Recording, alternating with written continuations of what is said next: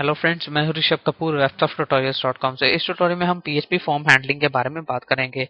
Means मैं आपको बताऊंगा कि कैसे आप पीएचपी फॉर्म डाटा को कलेक्ट कर सकते हैं। तो सबसे पहले मैं ओपनिंग और क्लोजिंग पीएचपी फॉर्म टेक्स्ट बना लेता हूं।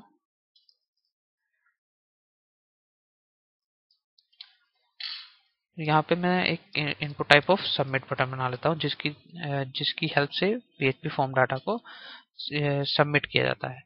तो यहाँ पे मैं वैल्यू दे देता हूँ सबमिट। और सबसे पहले यहाँ पे मैं एक्शन देता हूँ। एक्शन आएगा कि किस पेज पे डाटा को मेरे को लेके जाना है। यहाँ पे मैंने सेम फोल्डर में एक पेज बनाया हुआ है डाटा डॉट पीएचपी। तो यहाँ पे मैं एक्शन में लिखूंगा डाटा डॉट पीएचपी। आप सेम पेज पे भी डाटा को कलेक्ट कर सकते हैं, लेकिन मैं आपको नेक्स्ट ट्यूटोरियल में बताऊंगा कि कैसे आप सेम पेज पे ही डाटा को कलेक्ट कर सकते हैं। उसके बाद आएगा मेथड, जिसके बारे में हम बात कर रहे थे, पोस्ट या गेट। सबसे पहले मैं गेट मेथड यूज करता हूँ। अब मैं ब्राउजर में जाता हूँ, रिफ्रेश करता हूँ, तो आप देखेंगे अभी हमने कोई इनपुट टाइप नहीं लिखा है, खाली हमने सबमिट बटन यूज किया है। तो मैं सबमिट पे जैसे क्लिक करूंगा तो आप देखेंगे डाटा डॉट पीएचपी पेज पे चला गया। अब मैं यहाँ पे एक इनपुट टाइप टेक्स्ट बना लेता हूँ। Input type of text name equal to user name दे देता हूँ मैं। इस यूजर नेम मीन्स इस नेम एट्रीब्यूट की मदद से डाटा को कलेक्ट किया जाएगा। तो अब मैं जैसे रिफ्रेश करता हूँ तो आप देखेंगे मैं यूजर नेम जैसे लिखता हूँ ऋषभ, सबमिट। आप देखेंगे डाटा डॉट पीएचपी पे ये गया, user name equal to Rishabh. अगर अब हम इसको कलेक्ट करना चाहते हैं तो हम डाटा डॉट पीएचपी पेज पे जाएंगे और हम यहाँ पे लिखेंगे डॉलर अंडरस्कोर गेट, क्योंकि हमने गेट मेथड यूज किया है। उसके बाद स्क्वायर ब्रैकेट्स और फिर सेमीकोलन।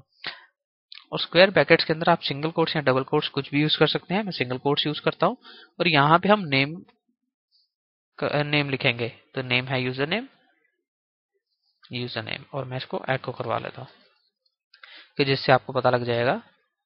आप देख सकते हैं ऋषभ। मैं इसको यहाँ से चेंज भी कर सकता हूँ, कपूर।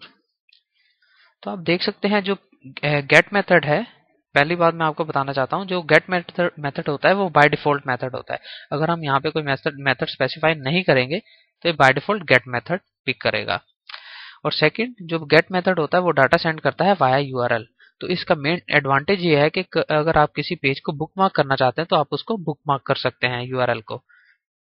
तो लेकिन फ्रेंड्स, जहाँ पे सिक्योरिटी कंसर्न होता है, मींस सपोज यहाँ पे मैं input type of password use कर लेता हूँ, पासवर्ड। और यहाँ पे मैं नेम पास दे देता हूँ। और यहाँ पे भी मैं नेम चेंज करके पास कर देता हूँ।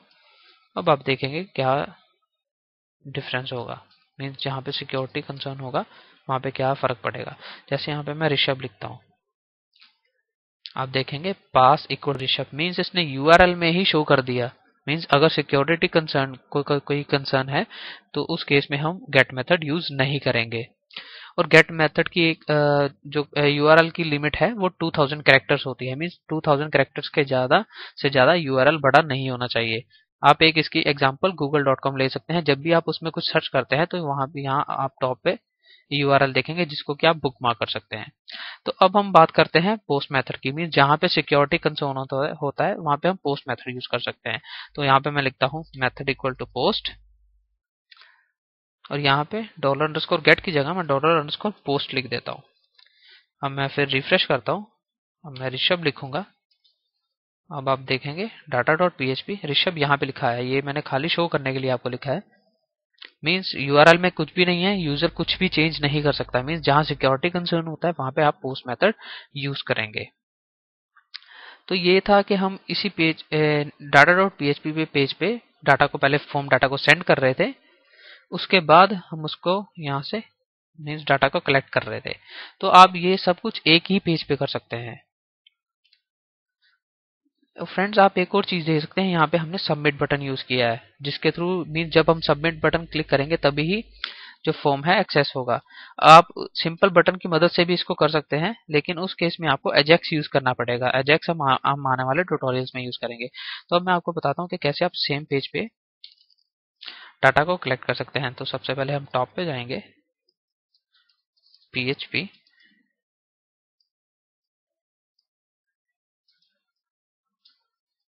सो मैं यहाँ पे लिखता हूँ पोस्ट। यहाँ पे मैं पास लिखता हूँ, लेकिन फ्रेंड्स यहाँ पे ये एक एरर रिटर्न करेगा। मैं जैसे PHP दोबारा इंडेक्स पेज पे जाता हूँ, आप देखेंगे अनडिफाइंड इंडेक्स पास इन ई। तो नेक्स्ट ट्यूटोरियल में आपको बताऊंगा कि कैसे आप एक प्रोफेशनल वे में इस एरर को सॉल्व कर सकते हैं, क्योंकि इस एरर को सॉल्व करने के दो तरीके हैं। तो मैं आपको बताऊंगा कैसे आप बेस्ट वे में इसको सॉल्व कर सकते हैं। तो ये था PHP सुपर ग्लोबल वेरिएबल्स के बारे में, मीन जिसके थ्रू आप फॉर्म डाटा को कलेक्ट कर सकते हैं। तो फ्रेंड्स, अगर आपके ध्यान में अभी भी कोई क्वेश्चन अराइज हो रहा है तो आप मेरे डिस्कशन फोरम पे जा सकते हैं या आप कमेंट कर सकते हैं। मेरे ट्यूटोरियल को देखने के लिए धन्यवाद।